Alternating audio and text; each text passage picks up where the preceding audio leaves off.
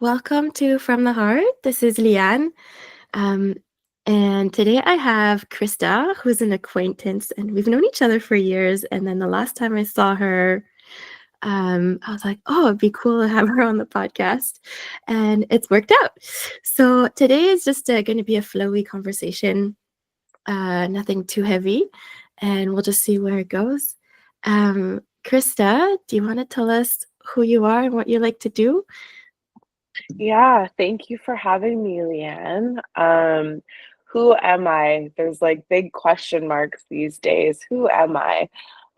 In this moment, my name is Krista Reid, and I am here in Wakefield, Quebec, um, living a pretty simple life here in the hills. I My main, what I do is I teach breath work. So I'm a breath work teacher and facilitator. I run workshops and groups throughout the region. I also run facilitator trainings and see clients privately, virtually all over the world. And also here in Ottawa, I have an office in the Glebe. So, yeah, that's kind of who I am in this moment, amongst many other things. But I think that's kind of what we're here to talk about a little bit more today. Yeah. I Yeah, I love that you brought up simplicity. yeah. Yeah, and that's such a Mm-hmm. great way to live our lives in this world that tells us to produce more and more and more and like overachieve. Like that's how I felt when I was working and it wasn't even me who wanted to do that. It came to me. It's like do more from the outside world. Um Mm-hmm. Yeah. So, and it's Mm-hmm. now like, it's Mercury retrograde, and I'm actually like seeing the simple life and like knowing when I want to go for a walk, knowing when I want to work out, which doesn't have to be all the time, knowing when I want to cook food, and even like it's even showing up in how I want to make my Christmas gifts. Because I'm a gifter and I like, yeah. So my gifts are going to be like simple, but I'm going to be excited about them because that's important to me. Mm-hmm. So. Mm-hmm. Um, yeah, and I love like the people I love to follow on like on Instagram or wherever. I love how they post the simple things that they do, the love that they share with their children or anything, the land or whatever, like the simple stuff, the everyday stuff is what makes me happy. So Mm-hmm. it's nice to just see someone else say, I'm keeping my life simple. Yeah, Mm-hmm. yeah. Mm-hmm. Thanks, And so Leanne. you do breath work with people, and I'm used to pranayama from my yoga background. Mm-hmm. Um, and do you want to tell us a little bit about what your breath work looks like? Yeah, so pranayama is just like it's the roots are from India and just the breath, right? The life force energy, the spirit. It's kind of where that word is rooted from. So the breath work that I practice and facilitate, my teacher is David Elliott. I studied with him about 7 years ago in LA over the course of a year, kind of through module levels of training, as well as with Aaron Telford. And he started to learn and practice the breath work through his teacher about, I'd say, like 30 years ago, when um it's the roots are from like the rebirthing breathwork practice.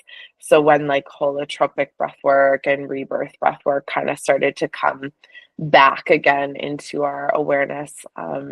I mean, the breath is ancient. We've been using it for millennia as a tool to help us rebirth ourselves, to birth new life into being. And I think it'd be cool to talk about um, the breath being used through, as women birthing new life into the world, and how we can also use it as a tool to like rebirth new parts of ourselves and shed old parts of ourselves by Mm. using the breath.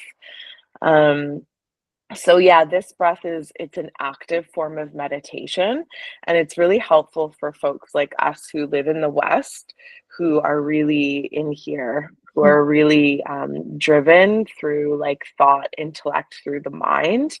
And it's a way for us to help us get back into the body, and it's an accessible way for folks to um help bring more awareness into like their thought process, the stories that are kind of running consciously, so bringing the unconscious to the conscious through an active breath practice, so that we're kind of giving the body and the mind something to do, so that eventually we're bringing the energy down into specifically like the root, the sacral, so where we store like a lot of our emotion, and then up into the heart space to help kind of alchemize and love the parts of us that we've really like pushed down.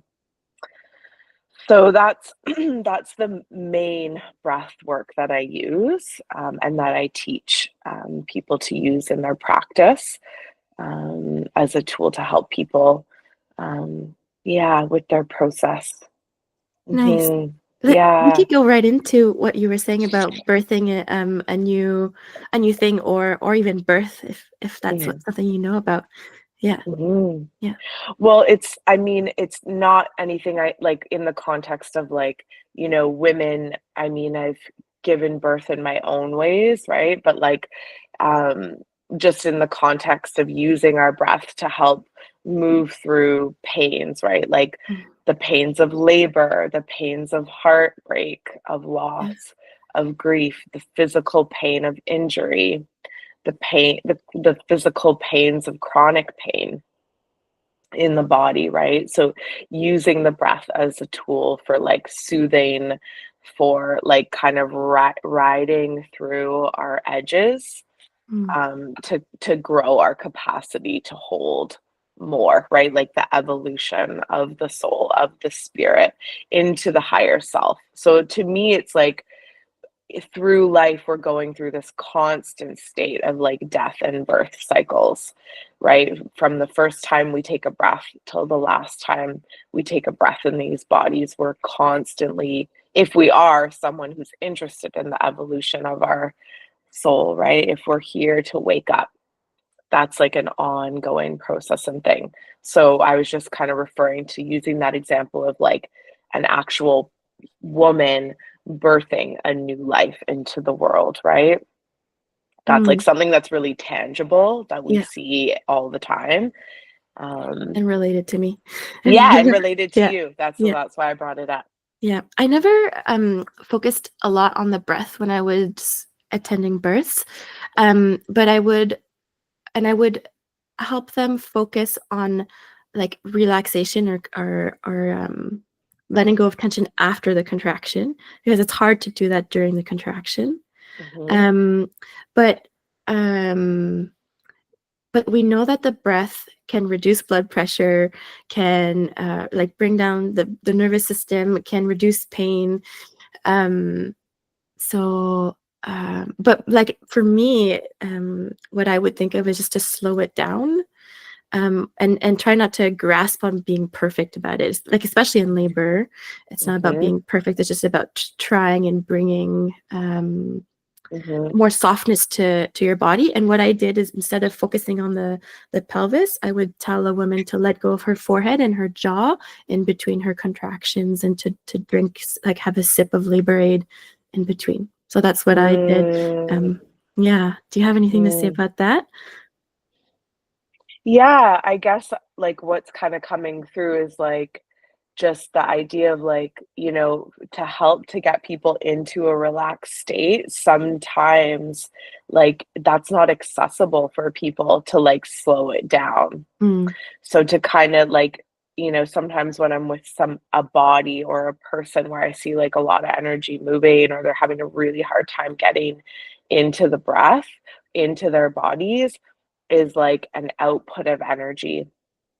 So like not speeding up necessarily, but some sort of like body movement or some sort of like maybe vocal toning or some sort of like sound making Mm. that can help them drop a little bit more into their body. So yeah, Right. that's all that's coming to me right now. But yeah, I do notice when you say like to relax the forehead and the jaw, most often, especially in the beginning when I'm facilitating a practice, I'm literally going around to people and I'm touching the space here because they're just so focused, right? They're just trying to think their way through it Mm. and just like to remind them like, it's like we can let go of this and like get it into the body. um, yeah, yeah, that's Mm. all. Yeah. That you just prompted me when the other thing that I would do with women is if they were high pitched, I would remind them to make it low pitched, and more like a oh, like the word open and oh, kind of, because it does feel good to make noise in labor, and there can be some shame around women, like women feel shame for making noise and expressing themselves and being feminine, because feminine is the expression, it's the out, not the out, but yeah, the expression, and the experience basically. And anyway, so that reminded me of that. So you touch people, and that really helps me. If someone was just to like touch me, like where my upper traps can be tight, my jaw is really tight. um I'm all about like coming back to the heart and also like expressing from the heart. Do Mhm. you have a practice? Do you have a practice for that, or tips on to get there? Yeah. Well, I think breath work, obviously, is the number one tool that I use. And then it's the thing, right? So anything that is connecting us to the heart, the high heart and the throat. So basically, if we're unclear, I feel like breath work's a great way for us to go like, okay, like maybe if we're not even sure what we want to express or we're like unclear, like we've lost like where is my voice and we've like even lost that connection to who we are, coming back into the breath, using the breath work as a way to kind of come back into the heart space and go, okay, this is what I want to share. This is like the authenticity behind um, who I think I need to be or who I thought I was. So the breath work. And then typically, for me, I love to write and use like creative processes to help, get that moving, get that energy flowing or moving. So like a breath practice, then maybe followed by some like channeled inspiration, writing, singing, Mhm. um, dancing, and then just like doing the thing. So for me, it was teaching breath work. I did a lot of breath work for the first year. And for the first few years, I did a lot of breath work. I had a lot of like big emotions to move through from my past, from my childhood. So it felt like about like 3 years of just like bailing water out of a boat. And then it just kind of gets to this point where it's like you're living you're living your life in that way where you don't need it as much because you're just doing it. You're getting up in front of, I led a breathwork group this summer where I had 350 people, with the microphone. So then it's like getting into those spaces where you can, face the fear, do the thing, face the fear, face the thing that's hard, right? Even if it isn't steady. So it's a process. So it just like kind of depends where you are. But I think I know the breath can help us become more clear in where we are meant and how we are meant to share our hearts, um, and what that looks like to be vulnerable and how that in itself is the healing, right? That for ourselves and for everyone around us. Mm. Does that make sense? Mm-hmm. Yeah. Um, I've had to like, I called it de-armoring. I had to de-armor my heart because with time I had to really disconnect, and just it felt like being a robot, like I was not human, I wasn't flesh anymore. Mm, Yeah. mhm. um like I could be like a potato chip, just like um Yeah, and that comes in waves for all of us, right? And I think mm, that's the beauty of, like, of being able of coming back home again, right? We lose ourselves so that we can remember, and that's, like, an mm, important part of the process is to get lost. that's really nice, yeah, because it almost makes me feel like I was a bit of a failure, but it's nice to, like, I was learning from that experience, yeah. mm. um so a friend that we have in common, or like an acquaintance that we have in common, she asked me to ask you, what helps you hold space for people that are having an emotionally hard time? Because I've Mm, talked about some things that are hard to hold and to show up for other people or ourselves. So I'm yeah. just like, we could just talk about it really, like, generally speaking. Yeah. Can you repeat the question? Yeah. What helps you hold space for people that are having an emotionally hard time? So not taking Mm, on. Yeah. not taking it on. Mm, Well, I think I used to take it on, yeah. and I'm sure there are still parts that I do take on that I might, if I'm not feeling resourced enough, that I'm not aware of. But what helps me, I think, is that, through my experience, I have many years of experience. So I think having that ratio and just that experience of seeing things come around so many times, there's like there's a there's a knowing now, and there's like an embodied knowing now inside of me that, like, anytime I'm taking something on for someone, I'm taking their power away, and it's my job to remind people of their power. um and I'm always saying this in our trainings, and this is, most people come to me because they are the fixers, the helpers, the healers, like, they're leaning all the way in. Like, I'm talking, people will be doing, like, we'll be doing practicums, and people will literally be, like, rolled, their bodies will be rolled into their clients' bodies. They'll be so enmeshed. Um, so, yeah, I cannot, and I say this too, I cannot breathe for a person. I cannot, and why would I want to take that experience away from them? The whole point of the breath work is creating the space and the conditions where my heart field is open and creating a safe container for the other person to get in touch with their heart field, which is, to me, their intuition. Um, so what helps me hold space is to know that I play a very small part in the process. Um, the breath, the breath, there's me, then there's God, goddess, creator, whatever you want to call it. Then there's the higher intelligence that is beyond, what we can even fathom, so channeling that, the presence of that, that's what takes care of what needs to be taken care of. So I don't need to take that on. I don't take that on. I also have, really simple practices that I do, like, to ground myself and to clear my energy field.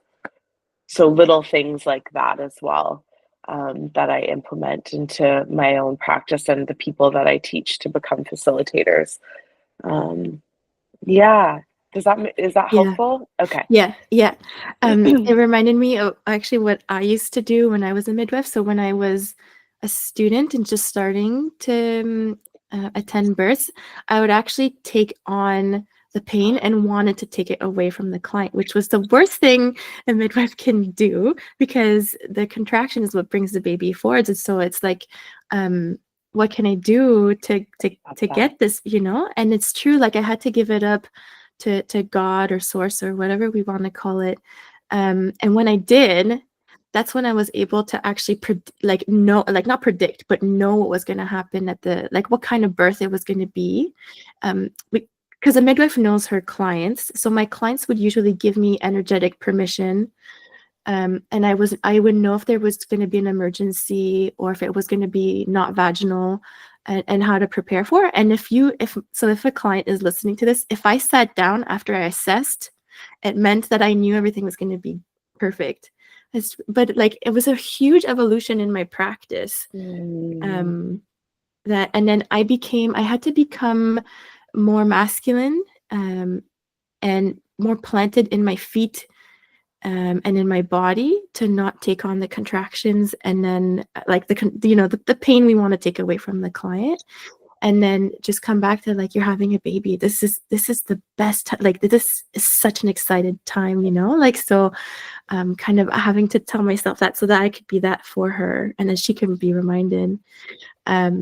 And that's also good for the partner to know, like if someone is listening, to be a doula or a partner, reminding ourselves that this is supposed to be the best day of our lives, is the birth of our child.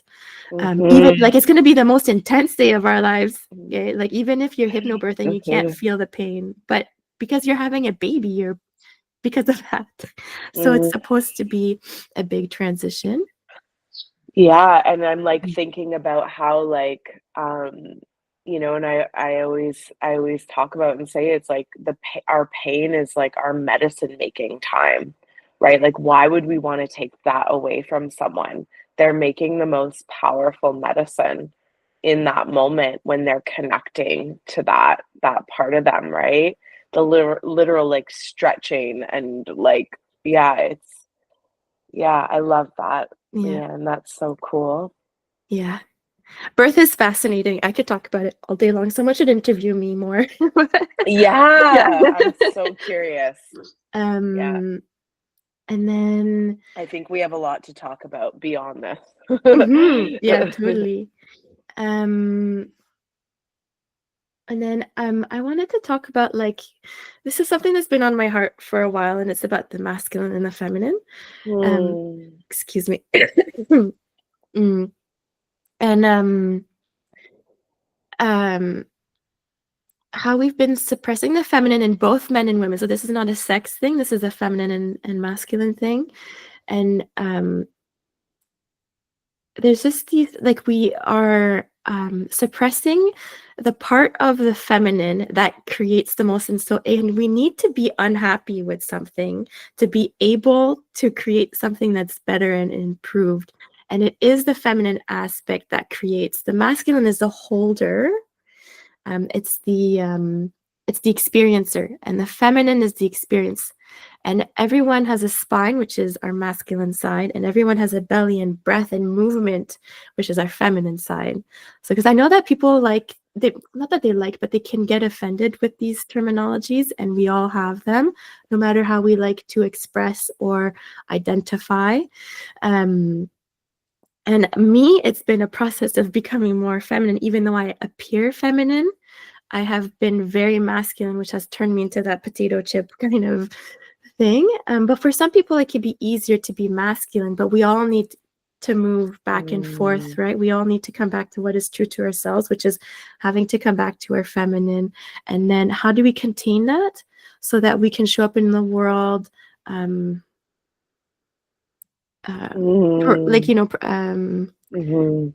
a way that's useful. Yeah. And I feel that we're denying our anger, and we're denying that even in the mother part of because people think that being a mother is also about bending backwards and over for our children and our husbands, if there's a husband or partner, if a partner is involved. But really, I really want to bring it back to the aspect of, like, nurture has a very angry aspect to it that comes on sometimes that we don't really have control over. And it's to, like, that child or whoever needs nurture, or whatever needs nurture, is over there, and I can't get to them, and I'm gonna and I don't feel that we've denied that aspect of ourselves. And And I grew up with a mom who was fierce, and I'm learning, and I'm like, wow, my sister and I have benefited so much from having a mother like that. We Mm, always knew we were protected and safe, and I just needed to put it on my podcast somewhere. mhm, mhm, And you know, my father really has loved and appreciated that part of my mom. My and my his mom sounds like she was someone who was very sturdy and knew what she wanted to. So mm, I needed to say that. Um, mhm, and then I just wanted to compare it to the warrior archetype, which is considered more masculine. The mhm, warrior follows authority from someone else. The mother does not. She does it for someone else, but it's from inside of her what she does, and it's from her own authority. I've become really angry, and I've put myself in between people before, and I'm not saying that people should do that, but I've done it, and I had no control over what was happening.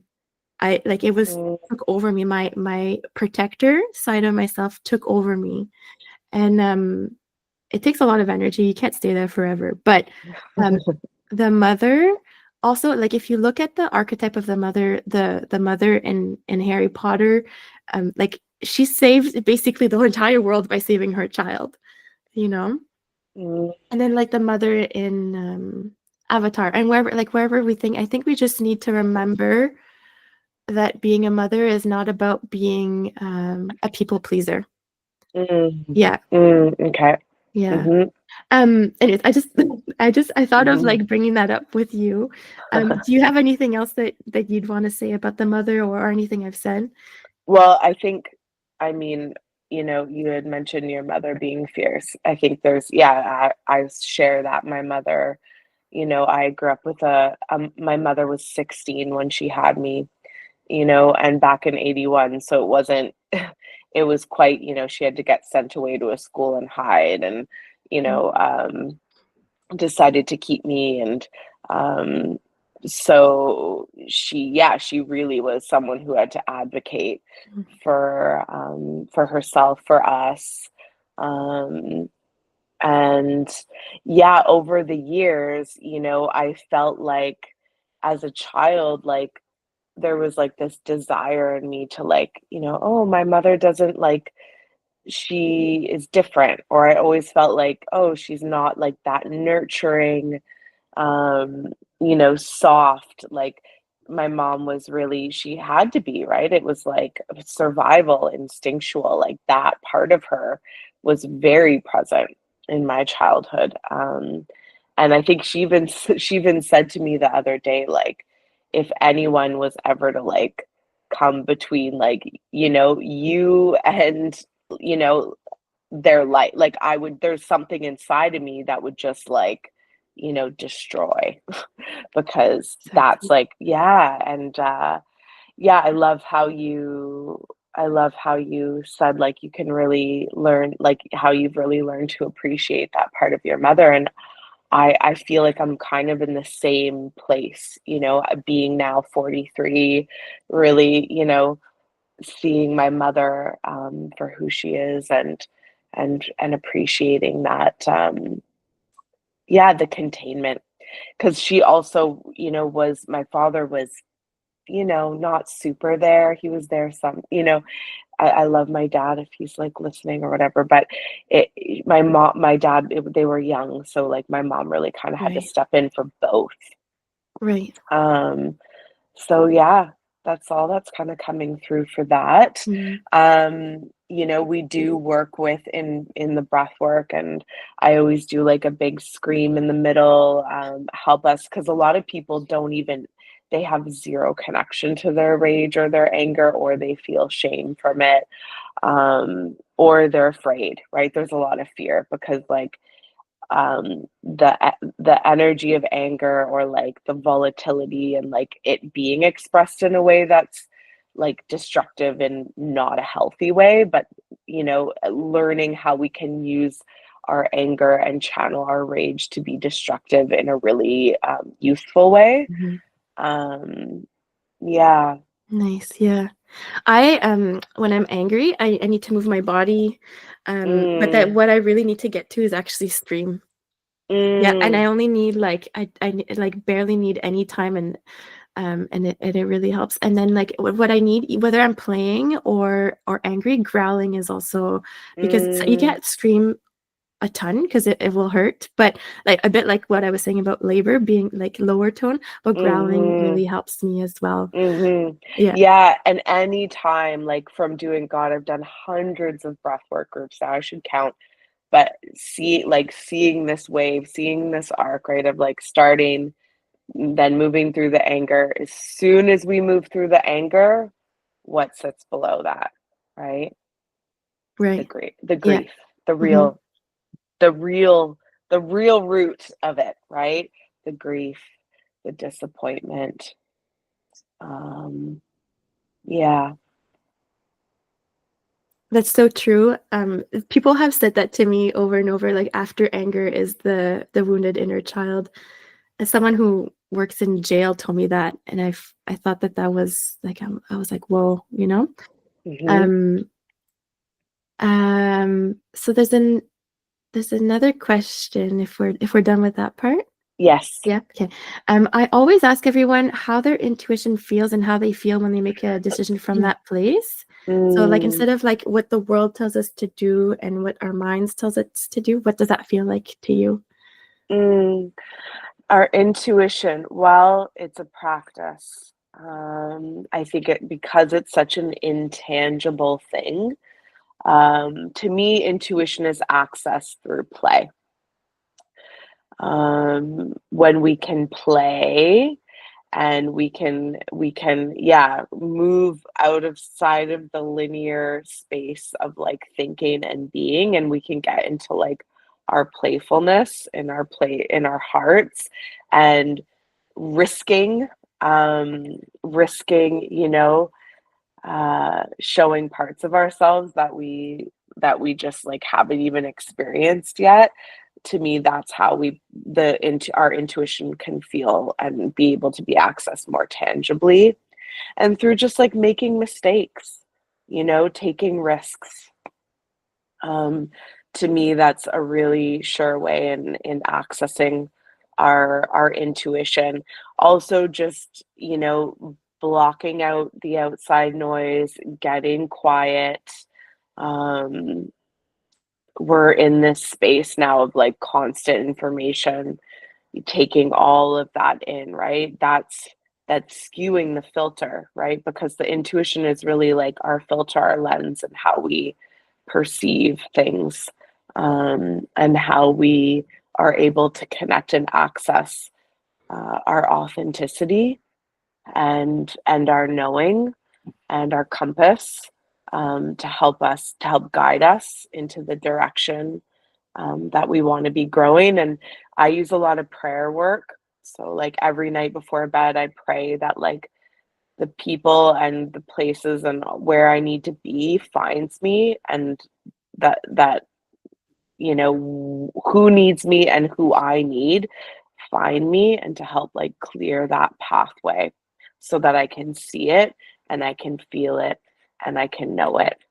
And, we're not going to be always connected to our intuition. That's impossible. I think it's like going back to that place of like getting lost and then remembering again who we are. It's through that our intuition is, yeah, grows.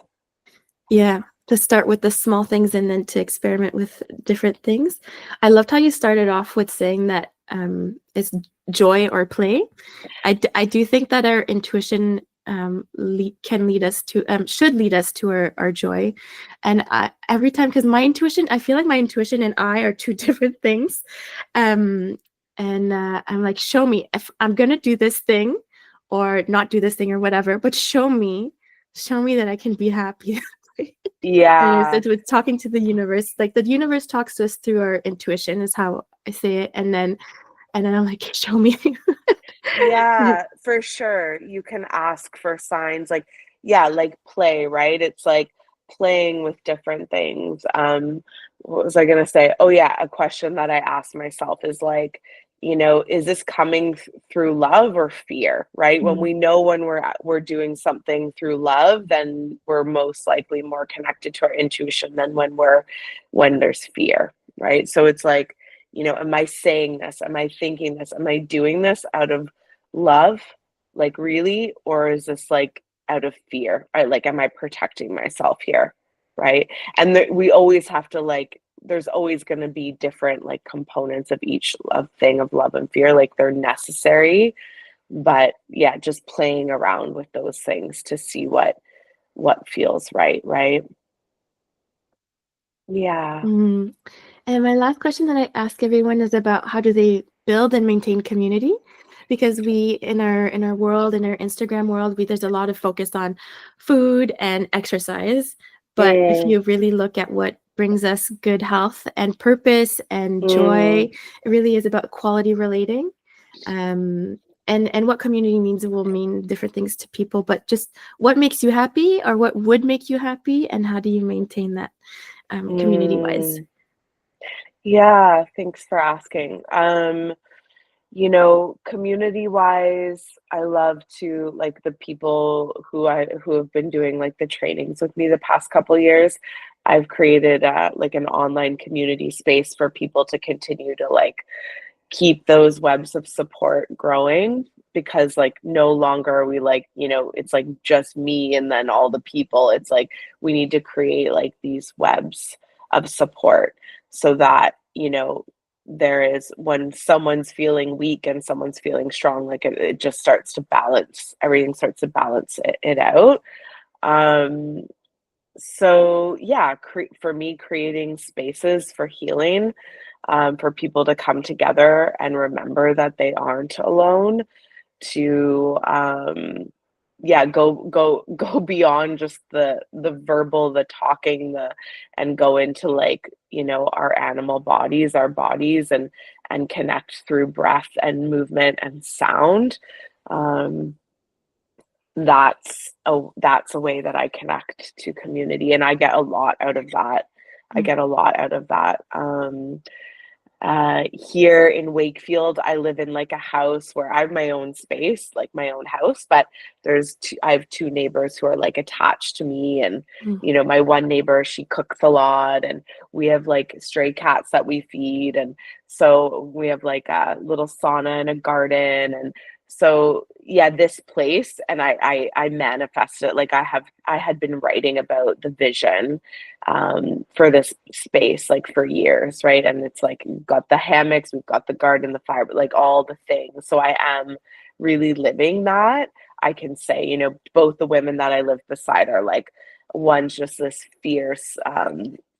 fierce woman who works like, anyways, I won't go too into it. And then one's like a medicine maker. And so it's like I really cultivated and created such strong women around me, that aren't really, they're not spiritual, they're not me, they're different. And it's like I really love to immerse myself with like diverse people, and people who it's like not an echo chamber of like the spiritual world. So to me, community is about like diversity, and different ideas kind of coming together, and challenging us to like think outside of the box and outside of our kind of dominant way of thinking. I also work with children now. So during the days, which I'm about to go do, I work at the elementary school down the road. So I'm learning how to be in community with the children of my community. So that's been a really, really beautiful process, that I'm learning a lot from. Uh, so yeah, community is, all ages, and incorporating that too, like the elders, the children, and maintaining and creating relationship with all ages of community. And um yeah, pouring into it when you have the energy, and most importantly, allowing yourself to receive when you don't. Right. Yeah.